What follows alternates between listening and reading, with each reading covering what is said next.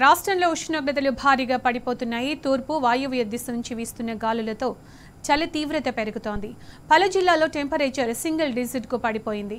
ఆసిఫాబాద్లో అత్యల్పంగా 7 డిగ్రీల ఉష్ణోగ్రత నమోదైంది. దక్షిణ అండమాన్ సముద్రంలో ఏర్పడిన ఉపరితల ఆవర్తనం అల్పపీడనంగా మారే అవకాశం ఉంది. వాతావరణ పరిస్థితి ధర్మరాజుతో మా ప్రతినిధి అరవింద్ ఫేస్ టు ఫేస్. రోజుకి కనిష్ట స్థాయిలో ఉష్ణోగ్రతలు కూడా నమోదవుతున్నాయి. రానున్న 3 రోజుల పాటు ఇటు హైదరాబాద్లో అటు తెలంగాణ రాష్ట్రం మీదుగా కూడా అల్పపీడనం ఏర్పడే అవకాశం తెలిపారు. రానున్న 3 రోజుల పాటు ఏ విధంగా ఉష్ణోగ్రతలు నమోదవుతున్నాయి, మరి ఏ విధంగా ఉంటుందో మనతోని వాతావరణ శాఖ అధికారులు ఉన్నారు, వారిని అడిగి తెలుసుకుందాం. సార్, ఏ విధంగా వెదర్ ఉండబోతుంది సార్ రానున్న 3 రోజుల పాటు? రానున్న 3 రోజుల్లో కూడా చూసుకున్నట్లయితే తెలంగాణ వాతావరణ పరిస్థితులు కనుక చూసుకున్నట్లయితే ముఖ్యంగా దిగువ స్థాయిలో మనకి తూర్పు గాలులు వాయువ్య గాలులు అనేవి వీస్తున్నాయి. ఒక విధంగా ఈ గాలుల వల్ల మనకి కనిష్ట ఉష్ణోగ్రతలు సాధారణ సగటు కంటే కూడా పెరిగే అవకాశం కూడా కనిపిస్తుంది. గత 2 రోజులుగా ఏవైతే శీతల తీవ్రత అనేది కొనసాగిందో అవి కాస్త తొలగి మనకి కొంచెం ఉష్ణ తీవ్రత పెరగడం వల్ల, కనిష్ట ఉష్ణోగ్రతలు పెరగడం వల్ల ఒక విధంగా ఈ యొక్క చలి అనేది తగ్గిందనే చెప్పొచ్చు. సో అట్లానే చూసుకున్నట్లయితే చూసుకుంటే మనకి పశ్చిమ వాయువ్య దిశగా నిన్నటి వరకు కూడా ఒక ఉపరితల చక్రవాకం అనేది ఇటు చూసుకున్నట్లయితే దక్షిణ అండమాన్ సీలో ప్రస్తుతం ఇది కొనసాగుతుంది.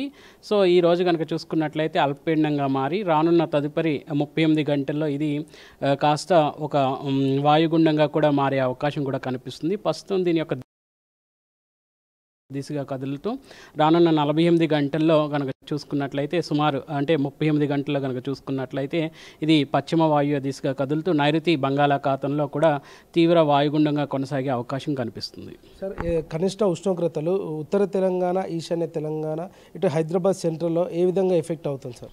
ముఖ్యంగా చూసుకున్నట్లయితే గత 17వ తారీఖున కనుక చూసుకున్నట్లయితే కనిష్ట ఉష్ణోగ్రతలు అనేవి సుమారు 8.2 డిగ్రీ వరకు కూడా ఉష్ణ తీవ్రత అనేది ఆదిలాబాద్లో కొనసాగింది.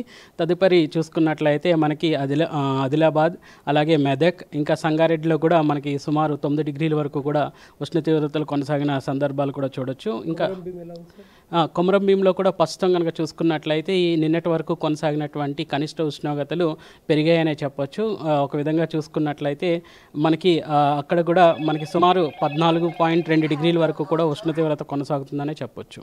సార్, మరి ఏదైతే అల్పపీడనం ఎఫెక్ట్ తెలంగాణ పైన ఎన్ని జిల్లాలకు ఎఫెక్ట్ చేస్తుంది సార్?